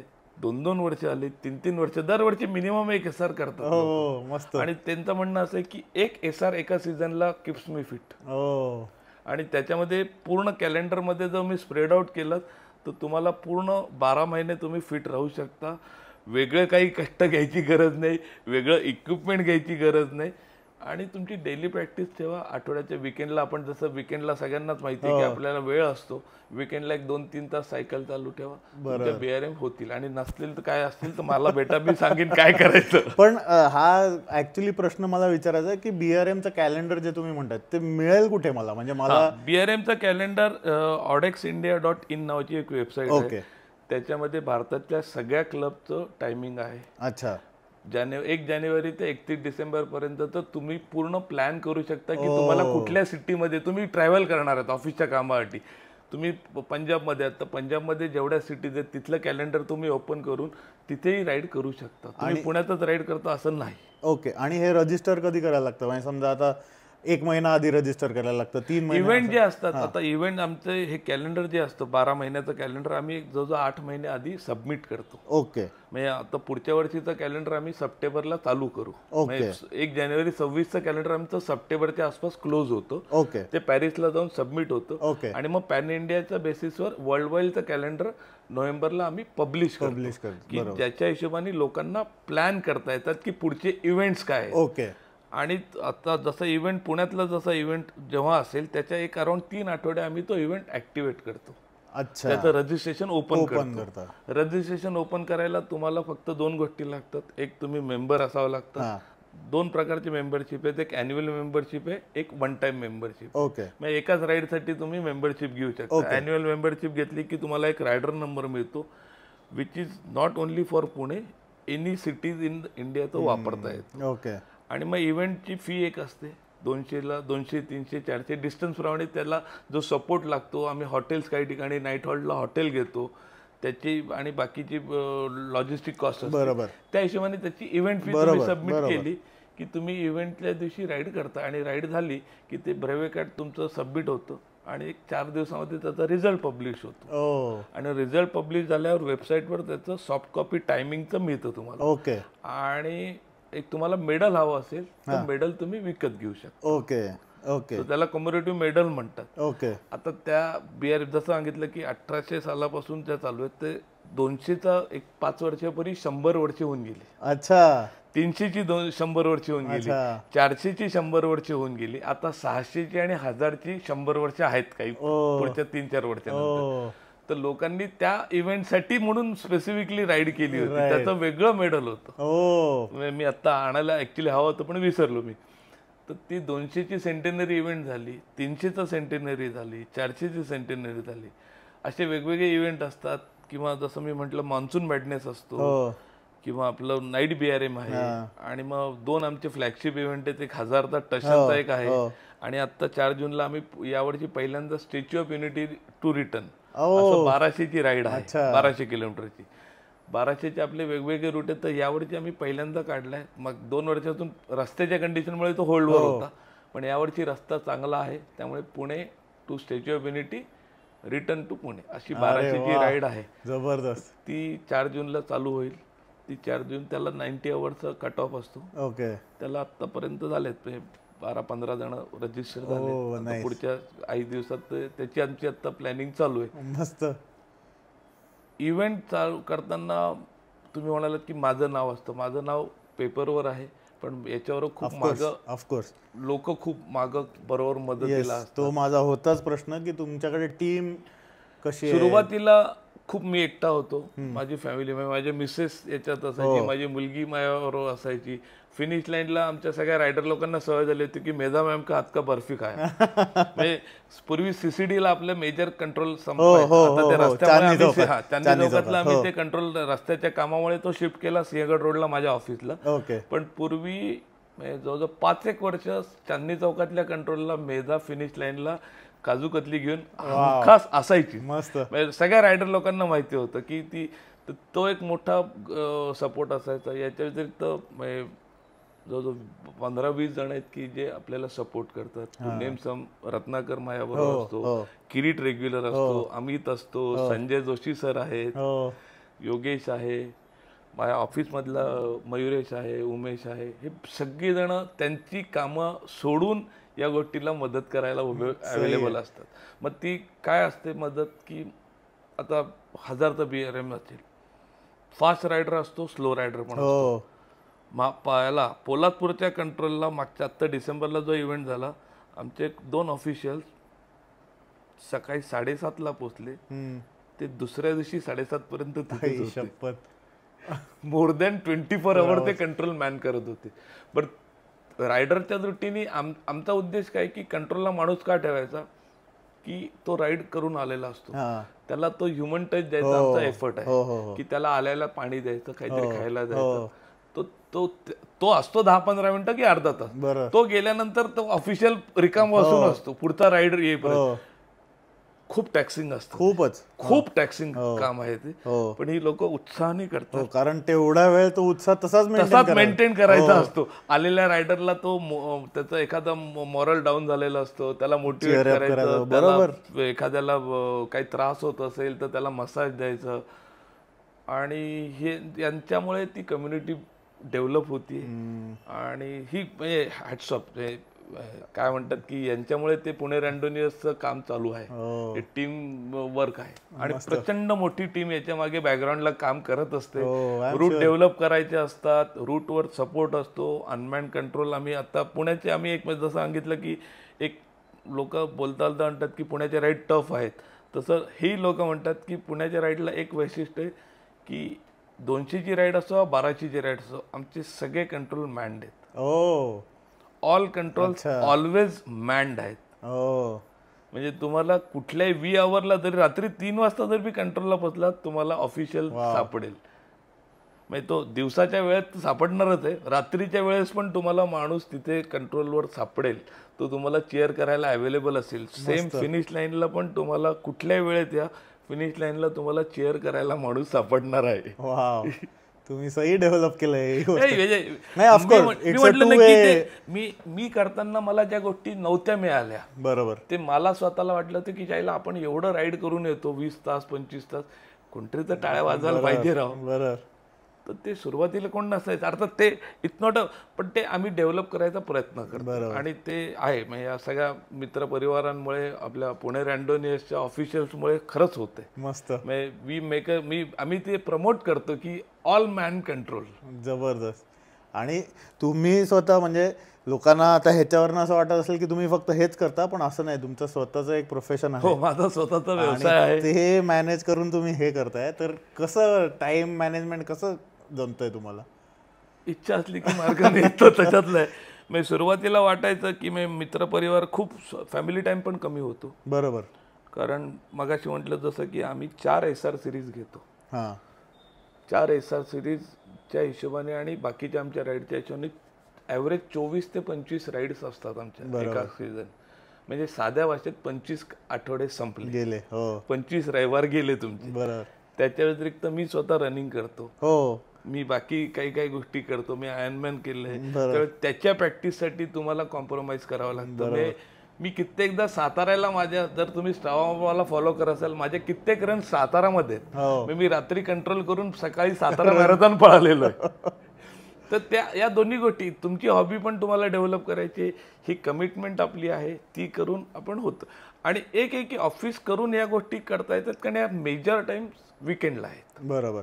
याला बॅकग्राऊंड काम करावं लागतं, तेच कारण बॅकग्राऊंड काम असतं, बरंच असतं. म्हणजे रजिस्ट्रेशनचा पार्ट आहे, याची सोशल जाहिरात असते, किंवा याच्यानंतरच्या काही लोकांच्या काही आता कारण कोणतरी मध्येच फोन करणार, सर मला मी हे रजिस्टर केलंय, मला हे नाही मिळत आहे. तर त्याच्यासाठी ऑफिस टाइम मध्ये तो थोडासा वेळ डेडिकेट करावा लागतो.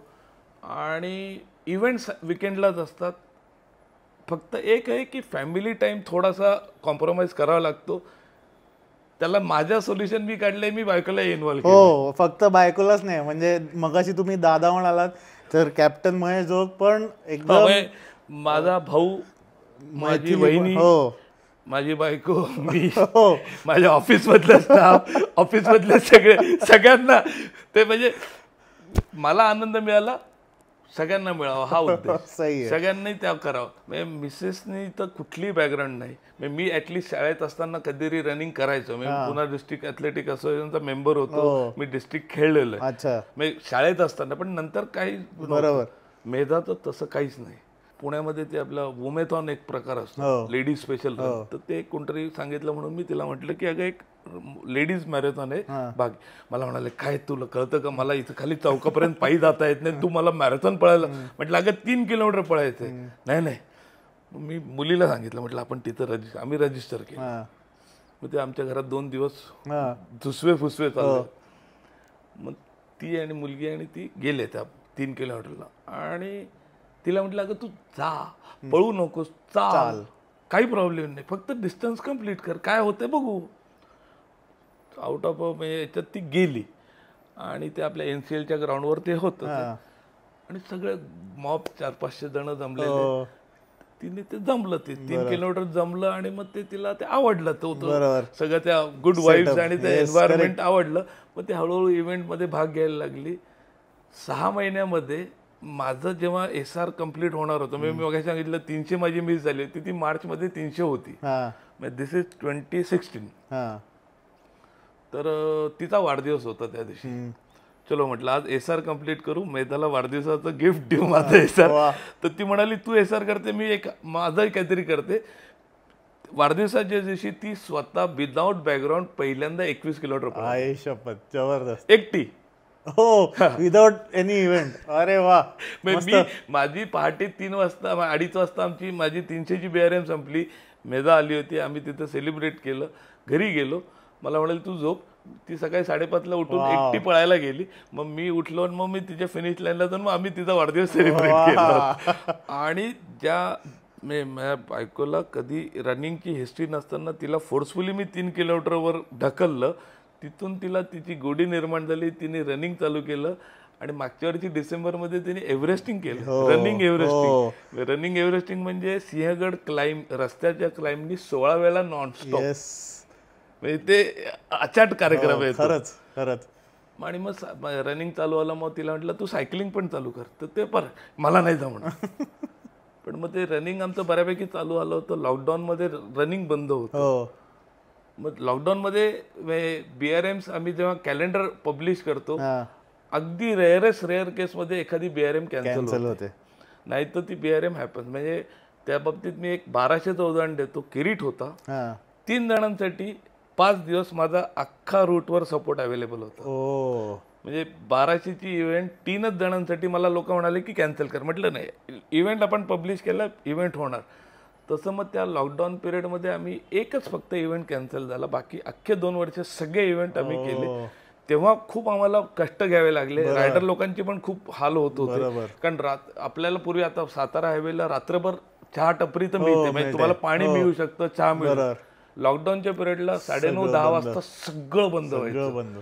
मग त्यावेळेस मग आम्हाला एक्स्ट्रा पाणी कॅरी करावं लागायचं. रायडर लोकांना सांगायचं की तू एक्स्ट्रा पाणी कॅरी कर, तुम्हाला काही लागलं तर आम्ही सांगायचो की इथे मी थांबलोय, तू माझ्याकडून पाणी कॅरी कर आणि पुढे जा.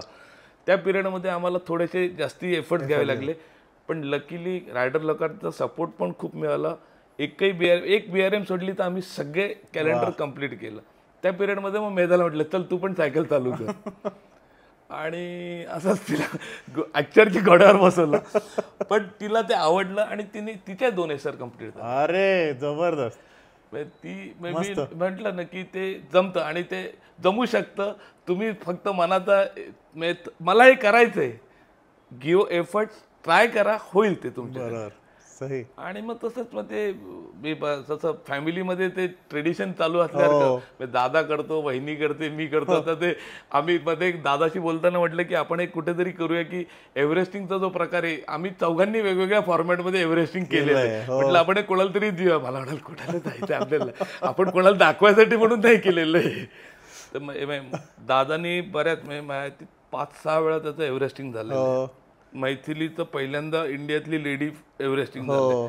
मेधाचं रनिंग मधलं पहिलं वुमन महाराष्ट्रातली, तिचं एक रनिंग झालंय. माझं एव्हरेस्टिंग हाफ झालेलं आहे, मी फुल नाही केलेलं, पण माझं एव्हरेस्टिंग मध्ये टिळा लागलेला आहे. आम्ही चौघांनी एव्हरेस्टिंग पार्ट केलेलं आहे. होतात म्हणजे एकमेकांना आम्ही सपोर्ट करतो, त्याच्यामुळे होतं. आणि मगाशी जसं म्हटलं की हे करताना फॅमिलीचा बॅकग्राऊंड सपोर्ट नसेल ते अवघड होतं. माझ्या केसमध्ये मेधानी सुरुवातीला मी जेव्हा BRM करायचो, म्हणजे SR जेव्हा करायचो, ती रात्रभर जागी असायची घरात, कारण ऑब्व्हियसली काळजी असते. नक्कीच. मग ते आता त्याच्यानंतर ती त्या पार्टमध्ये इन्व्हॉल्व्ह झाली, त्यामुळे आता काहीच प्रॉब्लेम. आम्हाला कोणी म्हणजे आम्ही दोघे जण बाहेरच असतो, इव्हेंटच्या दिवशी आम्ही बाहेरच असतो. आमचा दिवस विकेंडला पहाटे 3:30 आणि 4 वाजताच चालू होतो. That was the one of the reason की आपण मध्ये भेटायला आपल्याला उशीर होऊन गेला. तुमचा सीझन चालू होता तेव्हा. मस्त. पण म्हणजे अमेझिंग की BRM बद्दल खूप साऱ्या मिथ्स आणि ह्या ज्या असतात ना, त्या आज बऱ्यापैकी आपण क्लिअर आउट केल्यात.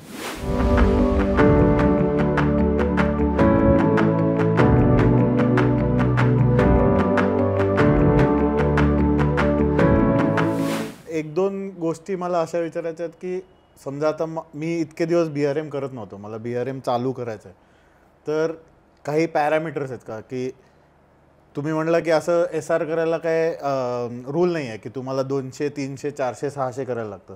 तुम्ही 600 करू शकता, 400 करू शकता, 300. पण आयडियली कसं? आयडियली म्हणेन की ग्रॅज्युअली चालू करा. ओके.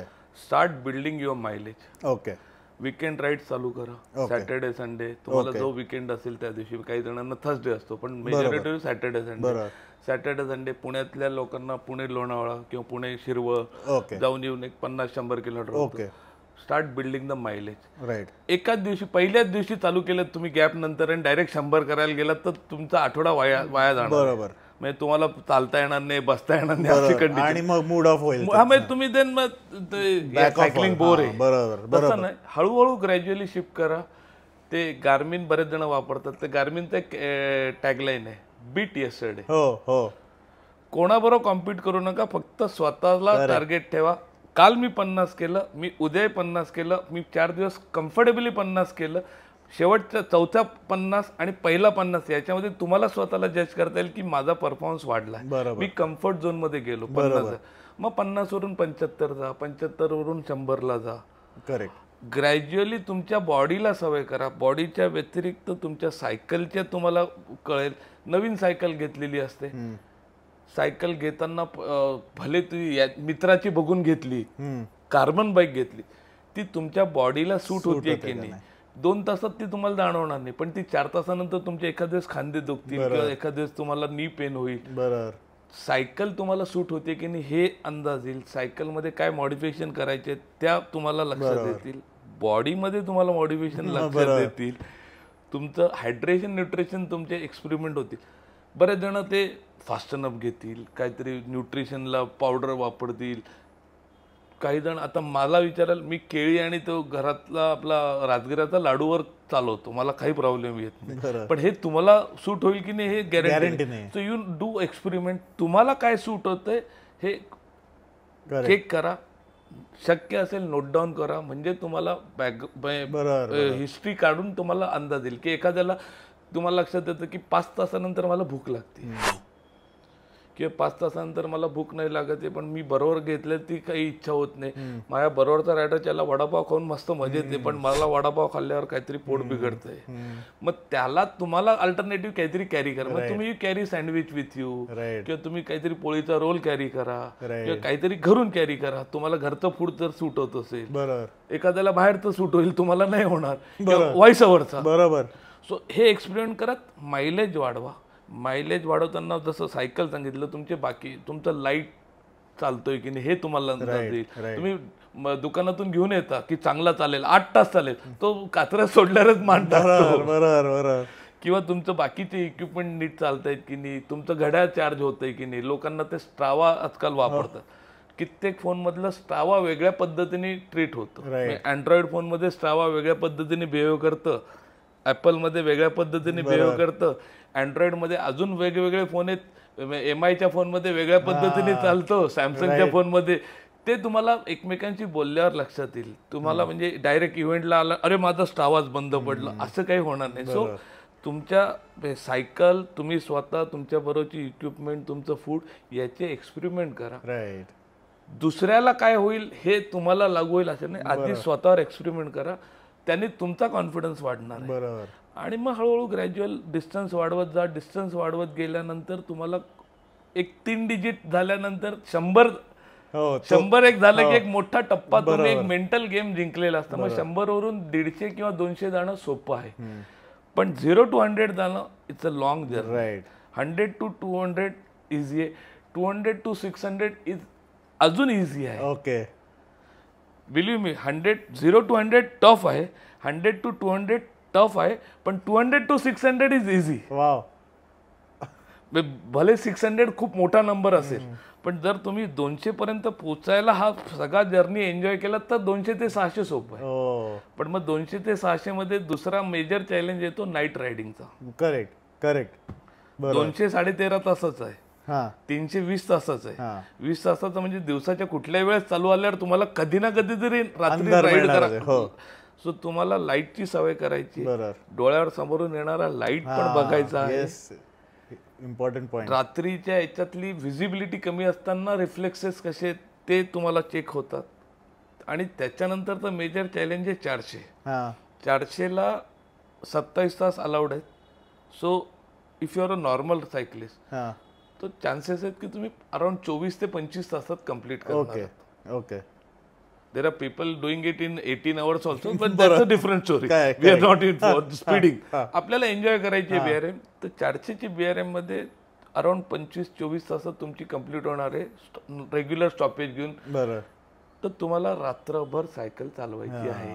याची आधी मेंटल प्रिपरेशन. मेंटल प्रिपरेशन करायला मग त्या आधी मेंटल प्रिपरेशन म्हणजे लोक म्हणतात की म्हणजे मी सुरुवातीला ऐकलं होतं की अल्ट्रा रनिंग करताना लोक 3 दिवस पळतात. म्हटलं असं कसं शक्य आहे अरे, 3 दिवस असं कसं पळू शकतात लोक. पण ते तेव्हा काही जणांची बोलण्यावर लक्षात आलं की ते स्टडी द रूट, त्या रूट मधले चॅलेंजेस बघतात.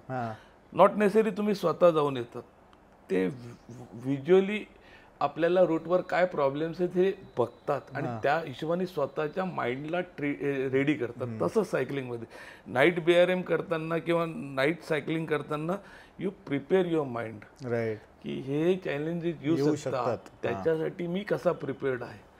आणि तुमच्याबरोबरच्या फेलो रायडर्स बरोबर बोला. मगाशी सांगितलं नाईट रायडिंग सोलो कधीही करू नका. इंडियन कॉन्टेक्स्ट मध्ये तर direct no. Good point. Never do. कोणी करताना दिसलं तर त्याला थांबवा. मी तर नेहमी करतो.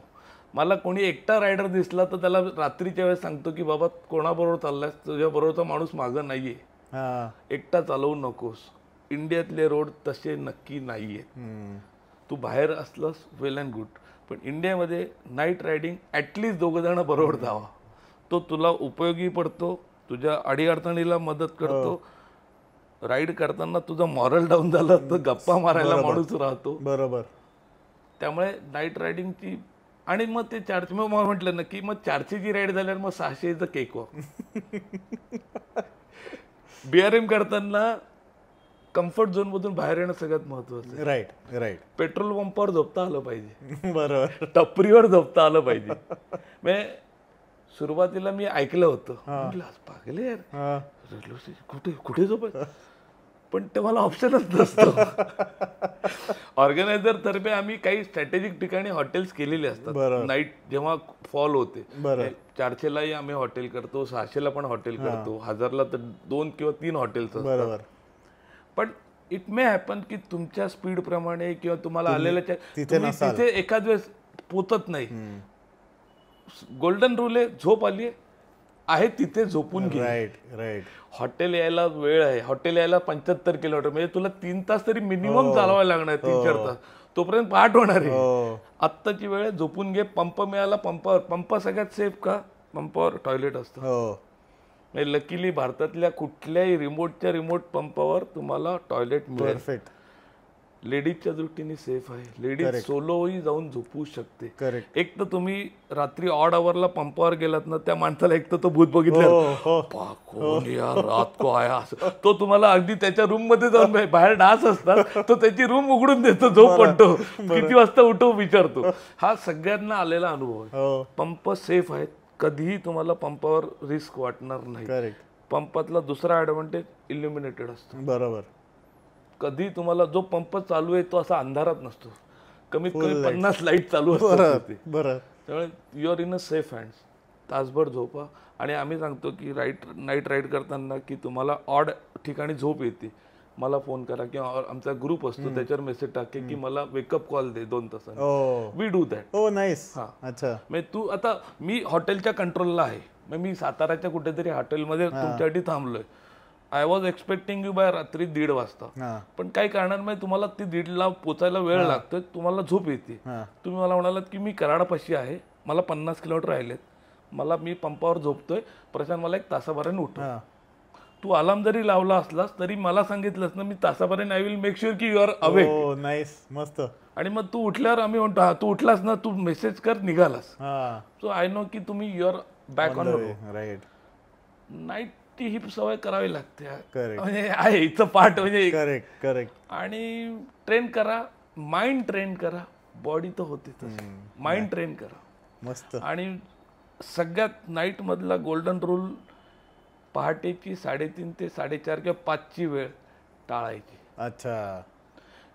आणि तुमचं स्वतःचं ऑब्झर्वेशन तुम्ही कधी केलंय की नाही माहिती नाही, पण माझं ऑब्झर्वेशन आहे, मी भारतभर फिरलेलो आहे, गाडीवर फिरलोय, गाडीतून फिरलोय, सायकलवर फिरलोय.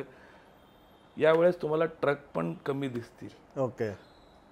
12ही महिने तुम्हाला यावेळेस ॲटलिस्ट 1 ते 2 डिग्रीनी टेम्परेचर कमी झालेलं जाणवेल. गार वारं सुटलेलं असतं, तुम्हाला झोप येण्याचे चान्सेस खूप हाय असतात. बॉडी फटीक असतो, डोळे बंद होतात. मी बघितले लोक डोळे बंद असताना पॅडल मारत असतात. ती बॉडी इतकी मेकॅनिकल होऊन जाते, तो माणूस पूर्णपणे झोपेत असतो पण सायकल चालवत असतो. मग आम्हाला जेव्हा दिसतं त्याला थांबवतो आम्ही की बाबा झोप, तासभर झोप. मी वाटलं थांबतो तुझ्या. बरोबर. तेव्हा सगळ्यात जास्त शांतता असते, रोडवरचा ट्रॅफिक कमी झालेला असतो, ते आपलं दव पडायची वेळ तीच असते, छान मोसम छान असतो ऍक्च्युली, तर तुम्हाला झपकी लागायचे चान्सेस असतात. त्यामुळे आम्ही नेहमी सांगतो लोकांना की ही वेळ टाळा, प्लॅन युअर राईड. आणि नसलं तरी काही प्रॉब्लेम नाही, त्या 1 तासाभराने काही जग इकडचं तिकडे होणार नाहीये. नियरेस्ट शेल्टर घ्या आणि झोपा. आणि शेल्टर घेण्यासाठी सगळ्यात सेफ जागा पेट्रोल पंप. आणि पेट्रोल पंप तुम्हाला कम्फर्टेबल नसेल तर हायवेला हॉटेल्स असतात, कुठल्याही वेळेस तुम्ही हॉटेलमध्ये जाऊन चेक इन करू शकता. बरोबर. आम्ही सांगतो पंपावर जावा, फुकटामध्ये राहा, टॉयलेट वापरा आणि फ्रेश व्हान पुढे निघा. मस्त. This is also a good insight. म्हणजे ज्यांना BRMs टार्गेट करतायत ते हे खूप फायद्याचं होणार आहे.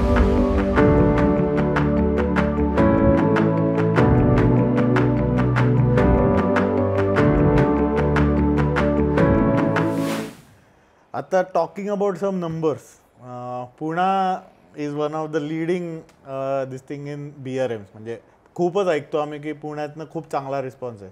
तर साधारण नंबर्स काय आहेत, म्हणजे किती आपण वर्षभरात किती राईड्स असतात? जसं मगाशी मी म्हटलं की BRM मध्ये कुठले रेकॉर्ड्स किंवा नंबर्स आम्ही मेंटेन करत नाही, पण गेली काही वर्ष ती लोकांच्या अचिव्हमेंट्स आहेत. म्हणजे एखाद्याने 200 करावी किंवा एखाद्याने 1200 करावी, ती त्याच्या दृष्टीने इंडिव्हिज्युअल खूप बिग अचिव्हमेंट आहे. डेफिनेटली. सो आम्ही एक अॅन्युअल मेडल सेरेमनी घेतो. अच्छा. की एक गेट टुगेदर घेतो, मग त्याच्यामध्ये फील्डशी रिलेटेड काहीतरी टॉक शो ठेवतो आणि लोकांचे SR झालेल्यांचं आम्ही हे करतो, फेलिसिटेशन करतो आणि मग काही एक्सपिरियन्स शेअरिंग करतो. तर गेले 5-6 वर्षापासून आम्ही हा रेग्युलर अॅन्युअल इव्हेंट करतोय. तर त्याच्यामध्ये एक स्टॅटिस्टिक्स आम्ही दरवेळेस पब्लिश करतो की संपलेल्या सीझनमध्ये किती रायडर्सनी राईड कम्प्लीट केल्या तर ॲव्हरेज अराउंड 700 ते 750 राईड्स कम्प्लीट होतात पुण्यामध्ये. अच्छा वा, फक्त पुण्यामध्ये. अच्छा. आणि क्युम्युलेटिव्ह किलोमीटर्स पर सीझन अराउंड 3 लाख किलोमीटर असतात. बापरे, मस्त. त्याच्यात ते आजकाल ते कार्बन फुटप्रिंट जर काढायला गेलं तर we could earn money out of that. चांगलं. आणि नंबरच्या दृष्टीने इंडियात at present Bangalore is in the top in BRM. म्हणजे पोस्ट कोविड पिरियड मध्ये बँगलोरच्या कम्युनिटीनी प्रचंड प्रमाणात BRMs करतात. अच्छा. म्हणजे to give just example compare to Pune किंवा बँगलोर, पुण्यातली सगळ्यात फेमस BRM आहे नाईट BRM. अच्छा. त्याला ॲव्हरेज अराउंड 100+ रायडर्स असतात. अच्छा. म्हणजे आतापर्यंत सगळ्यात जास्ती नंबर एकदा 184 वा. रायडर्स होते पुण्यामध्ये. म्हणजे ती रात्री it was a scene to watch. म्हणजे जवळजवळ 150-200 सायकलिस्ट ब्लिंकिंग लाईट घेऊन ते चालले होते. ती रात्र म्हणजे ज्यांच्याशी सायकलिंगची रिलेटेड नाही असे कित्येक जणांचे मला नंतर महिनाभर फोन येत होते की त्यांना माहिती मी सायकलिंग. अरे प्रशांत, तुमचा काही एक इव्हेंट होता का मोठा? त्या दिवशी मला खूप जणांनी सांगितलं की हायवेवर असं खूप सायकलिस्ट दिसत होते. म्हणजे ते नंतर स्प्रेड आउट झाले, पण सुरुवातीच्या पिरियड मध्ये ते इट वॉज म्हणजे मजा आली होती. ते छानच दिसतं सगळे लाईन. बँगलोर मधला 200च्या इव्हेंटला 300, 400 लोक भाग घेतात. अच्छा, एवढा त्यांचा पार्टिसिपेशन आहे बँगलोरमध्ये. पुण्यामध्ये पण म्हणजे आमचं अपील असतं, पण आता मी खूप विचार करतो की काय something must be missing than. म्हणजे बँगलोरला BRM त्याच पद्धतीने होते. Y Pune participation is low. आपण म्हणतो की आपण लहानपणापासून ऐकत आलो की पुणे सायकलचं शहर, पण ते आता तसं दिसत नाहीये. माझा एक मी याच्यावर बराच थॉट दिल्यावर लक्षात आलं की लोकांना खूप ऑप्शन्स ओपन झाले. अच्छा. की लोकांना आयर्नमॅन्स करायला आजकाल खूप लोकांना हे आलंय.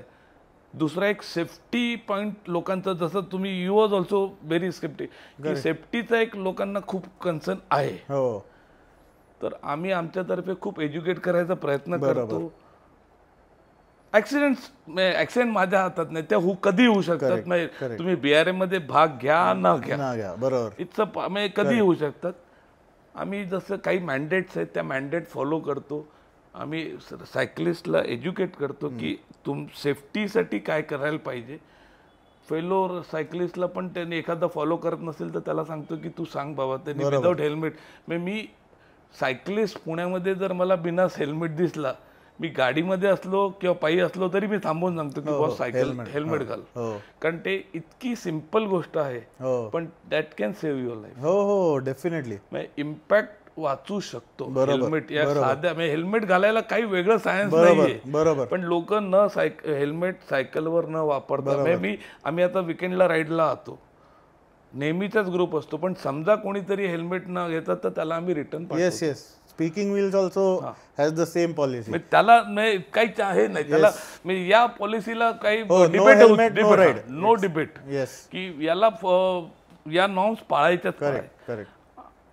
तर आहेत म्हणजे बँगलोर, दिल्ली, पुणे ह्या काही क्लब्स आहेत की ज्यांचं पार्टिसिपेशन आहे, चांगलं आहे. अच्छा. म्हणजे कोविड पिरियडमध्ये पुण्यातही खूप चांगलं रायडिंग झालं. अच्छा. म्हणजे 600च्या याला मॅक्सिमम 75+ पर्यंत रायडर्स होते. बापरे, that is a huge number होता. 600 किलोमीटरला 75च्या घरात रायडर्स पुण्यामध्ये.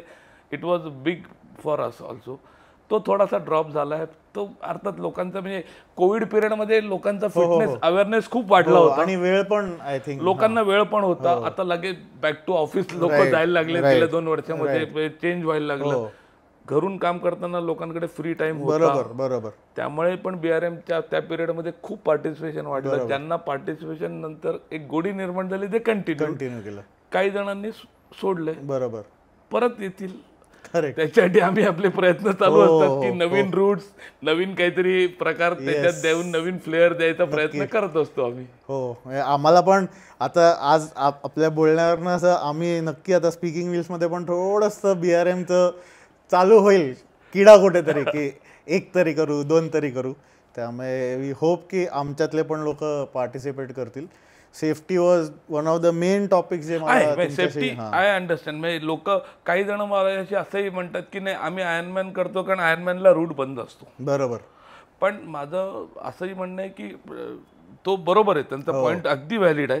पण आयर्नमॅनची फी आणि BRMची फी हे कुठेच कम्पेअर होऊ शकत नाही. आणि द टाइम लिमिट ऑल्सो ना, म्हणजे तुम्ही म्हटलं असं की तुम्ही ब्रेक घ्या, एन्जॉय करा आणि कम्प्लीट करा, वेरएज तुम्हाला the targets in a triathlon or a competitive race are much more stricter, जे BRM मध्ये तेवढे. हा, ती रेस आहे ऍक्च्युली. बरोबर. ह्या राईड्स आहेत, एन्ड्युरन्स एन्जॉय करायच्या राईड्स आहेत. आणि तुम्ही म्हटलं असं की LF पण चालतो, लेट फिनिशर पण चालतो. कम्प्लीट करणं महत्वाचं आहे दृष्टीने. म्हणजे दिलेल्या वेळात नाही झालं काही प्रॉब्लेम नाही, कम्प्लीट केलं. करेक्ट. ते सायकलिंग कम्युनिटीमध्ये लेट फिनिश जरी झालं तरी त्या माणसाला माहिती की हे बंदेने पुरा डिस्टन्स सायकल चलाया है. करेक्ट करेक्ट, त्याची व्हॅल्यू जास्ती आहे. नॉट पार्टिसिपेशन पेक्षा LF इज मच. आम्ही जास्ती त्याच्याकडे यांनी बघतो. हो, रिस्पेक्टनी, की तू आला नाहीस त्याच्यापेक्षा लेट फिनिशर, हा, वी व्हॅल्यू यू मोर. सही आहे. गुड.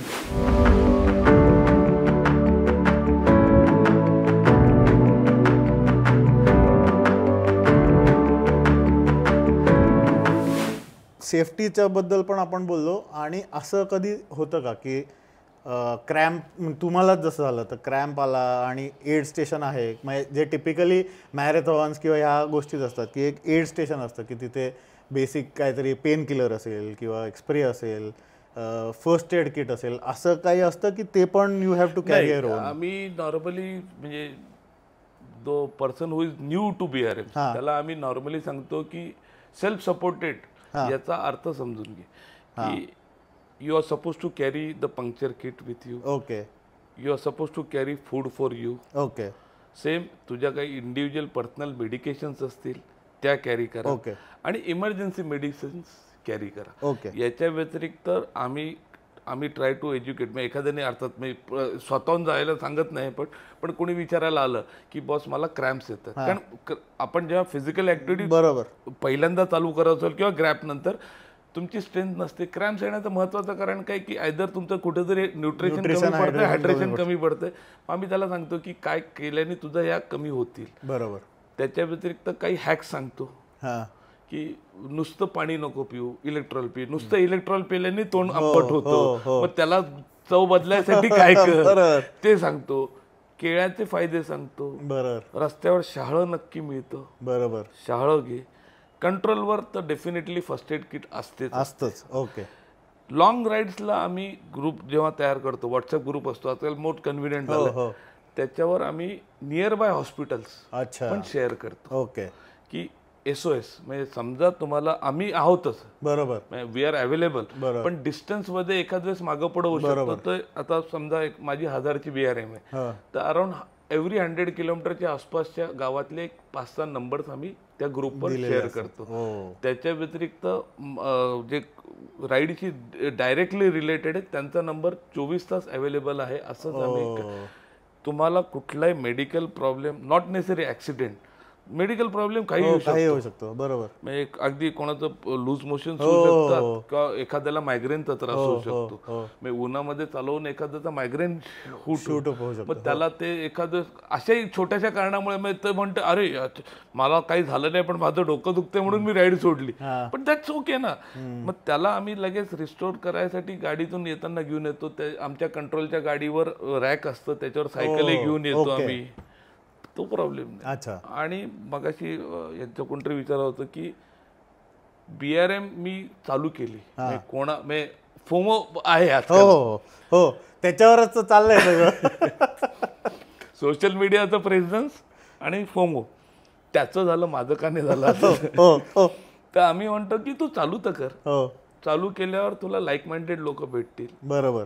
आता सुरुवातीला आजही मी सहकारनगरमध्ये पद्मावतीला राहतो, मी रनिंग करायला युनिव्हर्सिटीत जातो. कारण माझ्या एरियात जर मी पळायला लागलो ना तर लोक असं काहीतरी विचित्र नजरेने बघतात की हे काय करतोय, पहाटे 3 वाजता काय पळायला लागला. म्हणजे लोकांना अजून ती सवय नाही. पण मी बाणेर पाषाण रोडला मी रात्री पळते, मला कोणी विचारतही नाही माहिती तू पळतेस गाठी किंवा रेग्युलर. तर तिथे मला पळताना कुठल्या वेळेस एखादा माणूस तरी पळताना दिसणारच. तसं तुम्ही त्या लाईक माइंडेड लोकांबरोबर कनेक्ट होतात, तुम्हाला त्याच्यामुळे वेगळे रूट्स माहिती होती त्याच्याबरोबर. आणि एकदा ग्रुप बरोबर झालं तर मोठा ॲडव्हान्टेज होतं की समजा एखाद्या दिवशी तुम्हाला आळस आहे, तो थांबलाय माझ्यासाठी, यू नो की ही इज देअर. मग तुम्हाला त्याच्यासाठी you will push your self आणि जाणार, आणि ते एकमेकांना मदत होते आणि एकमेकांना मोटिवेट होऊन तुमचं वर्कआउट होतं. वर्कआउटचा फायदा तुम्हालाच होणार. बरोबर. मी असं समजा मी एकटा प्रॅक्टिस करत असेल ना, आज पाऊसच पडतोय राव, जाऊ दे आता, पण तेच मंडे से चालू करतो, मंडे से किंवा 1 जानेवारी.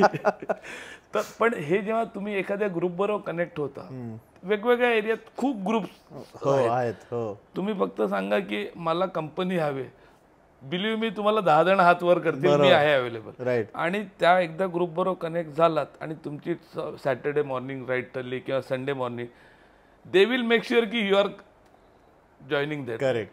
तुम्ही मग आळस करून उपयोग नसतो आणि मग त्याचा फायदा ग्रुपचा होतो. आणि मग त्याच्याबरोबर आयडियाज एक्सचेंज होतात, इक्विपमेंट बद्दल कळतं, नवीन राईड्स बद्दल कळतं. कोणतरी सांगतं अरे वो औरंगाबाद का एक राईड बहुत अच्छा था, अरे ते पिंपरी चिंचवड मध्ये एक राईड छान आहे, मुंबईमध्ये एक वेगळी एपिक राईड आहे. आता काही राईड्स मध्ये पुण्यातून लोक जातात की त्या कोहली हिल्स नावाचा भाग आहे तामिळनाडूमध्ये, म्हणजे गाटालूस ऐकून माहिती असेल. तसं कोहली हिल्सची एक 300 किलोमीटरची BRM आहे, 35 एक लूप्स आहेत. तर त्या राईडला लोक युनिक म्हणून जातात, किंवा गुजरातमध्ये त्या ढोलाविलाला जातात. तो सध्या रोड त्या स्पेसिफिक त्या, अदरवाईज तिथं वेगळं काही नाही बघणार, पण तुम्हाला सायकल चालवायला मिळते ढोलाविलाला, ते एक बघायला जातात. किंवा त्या आपल्या एंड ऑफ याला तामिळनाडूचं काढला म्हणतात त्याला, तो समुद्रात रस्ता जातो कन्याकुमारी, तिथे एक BRM आहे, त्या शेवटच्या पॉइंट पासून तो युटर्न आहे. वेगवेगळ्या आता लेहमध्ये BRM चालू आले. अरे वा, दॅट इज इंटरेस्टिंग. हे तुम्हाला ग्रुपमध्ये मिळेल कळतात की you exchange the views, you exchange the news. आणि ग्रुप रायडिंगचा तर फायदा, मला तर I am a group person. मला मी लॉकडाऊन मध्ये out of a compulsion me trainer घेतला, पण लॉकडाऊन संपल्यानंतर मी ट्रेनरवर नाही बसलेलो. I prefer going on a route. रोडवर जाण्यात, रोडवर सायकल चालवण्यात जी मजा आहे ती रोडवरचीच आहे. ती ट्रेनरवर वर्कआउट होतं, वाद होतं. परफॉर्मन्स इम्प्रुव्हमेंट साठी ट्रेनर आवश्यक आहे. मी सायकलिंग एन्जॉय करायचं तर रोडवरच पाहिजे, रोडवर वारं लागलं पाहिजे, पाऊस लागला पाहिजे. पण फर्म बिलीवर. त्यामुळे ग्रुप राईड करायची, रोडवर राईड करायची मजा ती. आणि ते चहा प्यायचा, फोटो काढायचे, आणि म्हटलं ना ऍव्हरेज मिनिमम 70 फोटो एका BRM ला निघायलाच लागतात, नाही तर फाऊल असतो. 70+. आणि मग ते पोस्ट करायचे ऑफकोर्स, आणि 50 जणांना टॅग करायचा. तर बरं झालं की आज फायनली आपलं BRMs वर एवढं छान डिस्कशन झालं, आणि वी होप की खूप लोकांना पण बऱ्याचशा गोष्टी क्लिअर झाल्या. BRMचं कल्चर तुम्ही म्हणता की पुण्यात असं वर खाली होतं, तर आता ते छान परत वर येईल ही आमची होप आणि बेस्ट विशेष आहेत. त्यामुळे थँक्यू. आणि स्पीकिंग व्हील कडून मला मॅक्सिमम लोकांकडून, आणि तुमच्या काही क्वेरी असतील आपण पॉडकास्टला शेअर करा, माझा नंबर शेअर करा, मी वेबसाईट देतो डेफिनेटली. आणि आय एम इझिली ऍक्सेसेबल आहे. कुठल्याही वेळेस you can drop a message or a call me. नक्की. I will be happy to help you. Definitely. Thank you. Thank you. Thank you.